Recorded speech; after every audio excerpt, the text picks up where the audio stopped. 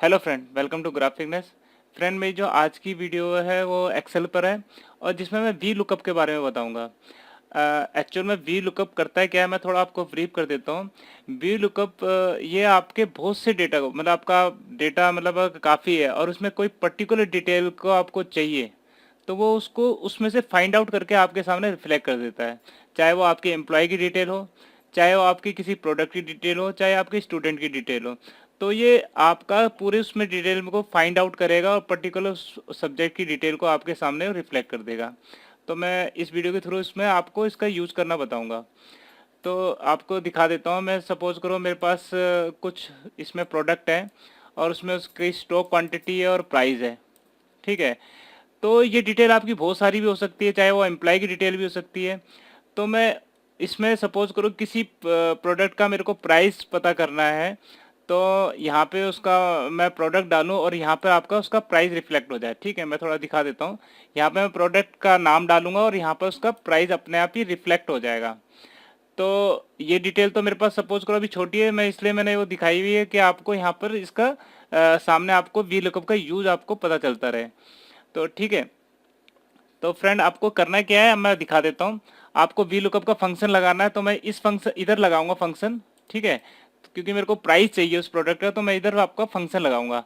तो simple equal to लगाना है आपको, वी लुकअप लिखना है, वी लुकअप। ठीक है, ब्रैकेट ओपन करना है। अब ब्रैकेट ओपन करना है तो आपको अब करना है क्या है कि क्या करेगा वो, इस सेल के अंदर, मैं इस सेल के अंदर उस प्रोडक्ट का नाम डालूंगा, तो मेरे को इस सेल का एड्रेस देना है। तो ये एड्रेस मैंने इस पर सिंपल क्लिक करूंगा। ठीक है।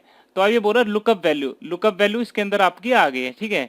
तो मैं जैसी कॉमा डालूंगा तो ये बताएगा टेबल एरे। तो टेबल एरे मीन्स मतलब कि वो आपको किस टेबल के अंदर ये प्रोडक्ट को फाइंड आउट करेगा। तो ठीक है। तो मैं इसका एड्रेस दे सकता हूँ या आपको यहाँ से सिंपल सेलेक्ट कर सकता हूँ, तो मैं यहाँ से सेलेक्ट कर रहा हूँ। ठीक है।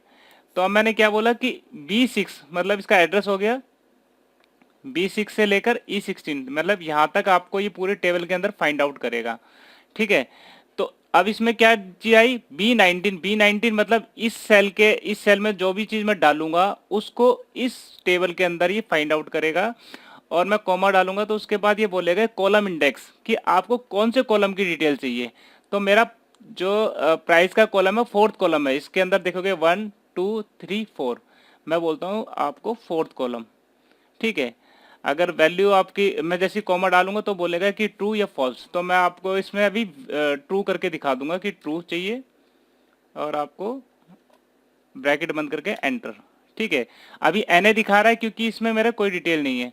अब सपोज करो मैं एसी है। ठीक है, एसी के अभी मेरे पे डिटेल क्या है, 23,000 है।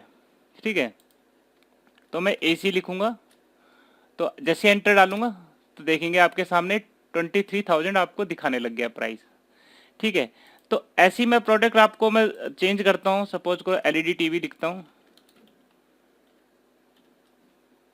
टीवी लिखता हूँ। ठीक है, 25,000 है, इधर देखेंगे आप 25,000 है। ठीक है।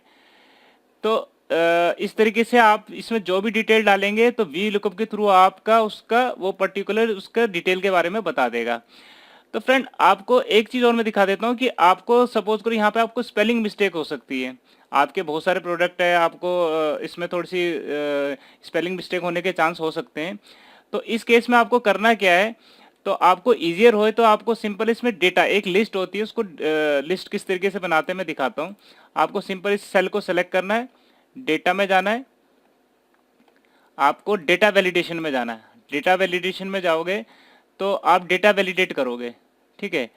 तो यहाँ पे सेटिंग खुल गई। आप इसको क्या करेंगे, लिस्ट, लिस्ट पे क्लिक करेंगे और लिस्ट पे क्लिक करने के बाद आप सेल का एड्रेस डालेंगे, किस सेल के आपको लिस्ट चाहिए। तो आपको करना है क्या है, ये एरो वाले बटन पे क्लिक करना है, सिंपल इस पे क्लिक करेंगे तो इसके बाद आपको यहाँ से सिलेक्शन कर सकते हो कि आपको किसकी लिस्ट बनानी है। तो आप यहाँ से आप सिंपल इस पे क्लिक कर दीजिए, तो आपको यहाँ पे एड्रेस आ गया है। तो आप इधर क्लिक कीजिए और ओके कर दीजिए। ठीक है। तो देखेंगे यहाँ पर आपको टेबल, अब इसमें डिटेल आ गई है। आप इसमें देखेंगे ड्रॉप डाउन मेन्यू खोलेंगे तो आपके सामने देखिए टोस्टर पे डालेंगे, देखिए अब टोस्टर का प्राइस आ गया है। टोस्टर का प्राइस आपका कहाँ पे रिफ्लेक्ट हो रहा है, देखिए 1750। तो इस तरीके से फ्रेंड आप वर्टिकल लुकअप का आप यूज कर सकते हो। तो अब आपको देखिए आप इसमें और भी फंक्शन लगा सकते हो। सपोज करो इसमें आप क्वांटिटी आपको 2 चाहिए और आप प्राइस आप लगाना चाहते हो, तो आप इसमें प्राइस का लिए फंक्शन मल्टीप्लाई का फंक्शन लगा सकते हो। आप इक्वल टू डालना है simple, this cell multiply, multiply का आप साइन लगाते हैं एस्ट्रिक, देन दिस सेल, ठीक है। तो ये देखेंगे इसने इसको मल्टीप्लाई कर दिया। तो फ्रेंड एक तरीका ये हो गया कि आप इस तरीके से VLOOKUP यूज कर सकते हो, ठीक है। अब मैं देखो VLOOKUP का एक और यूज कर सकते बताता हूँ, वो कैसे आपको, मतलब सेम यूज तो वही है लेकिन आप टेबल का नाम दे सकते हैं, क्योंकि टेबल आपकी बहुत बड़ी हो सकती है, आपको रेंज देना थोड़ा टफ हो जाएगा, क्योंकि अभी छोटी है तो मैंने यहाँ से रेंज दे दी है। तो आप एक काम कीजिए, इसका नाम पहले नेम सेलेक्ट कर लीजिए, नेम आप इसका टेबल का नाम आप बना लीजिए। तो नाम बनाने के लिए इसका क्या करना पड़ेगा, आपको इसका नाम डिफाइन करना है या नेम डिफाइन करना है। तो सिंपल आपको क्या करना है, आपको आप इसमें चले जाइए, फार्मूला में चले जाइए और फार्मूला में आप नेम मैनेजर है, ठीक है।